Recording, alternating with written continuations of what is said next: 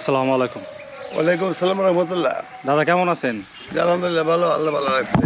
জি, আজকে আপনার বাসায় চলে আসছি তো আপনার সাথে দেখা করার জন্য এবং আপনার সম্পর্কে কিছু জানার জন্য। তো দাদা আপনার তো গ্রামেই আছেন না?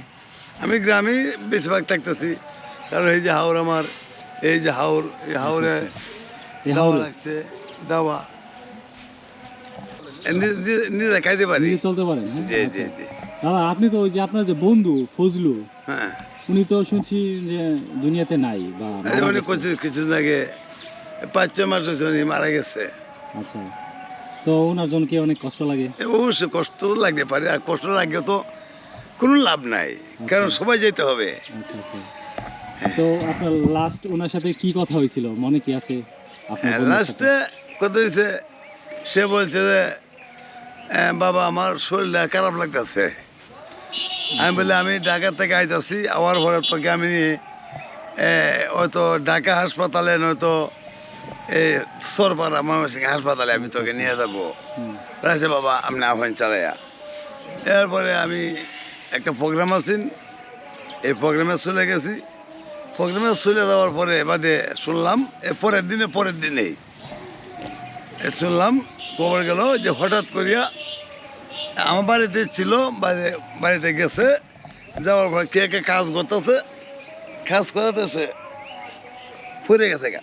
আচ্ছা ফুরিয়ে গিয়ে মানে তার জমান বন্ধ হয়ে গেল, মানে কিছুক্ষণের মধ্যেই।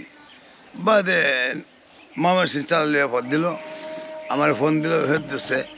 ফোন দিয়ে বলে যে গুরুজি উনি তো করছে, স্ট্রোক করছে। আমি বললাম যে স্ট্রোক করছে, এখন কি করা যায়, সালে মহসিন নিয়ে আও।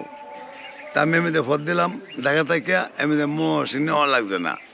হ্যাঁ, এই মনে হয় এই কাজছেই, কিন্তু এরপরে মহসিন নিছে, নেওয়ার পরে তো আগেই মারা গেছে আর কি। আচ্ছা আচ্ছা। এটা মনের একটা পিপাসা যে তার সন্তানরা আছে, এরে মারাই গেল। এই ইন্নালিল্লাহি ওয়া ইন্না ইলাইহি রাজিউন, কারণ এই সাদটা সবাই মানে সইতে হবে। এখন কি গ্রামে আসলে এই ফজলুর কথা আপনার মনে পড়ে অনেক?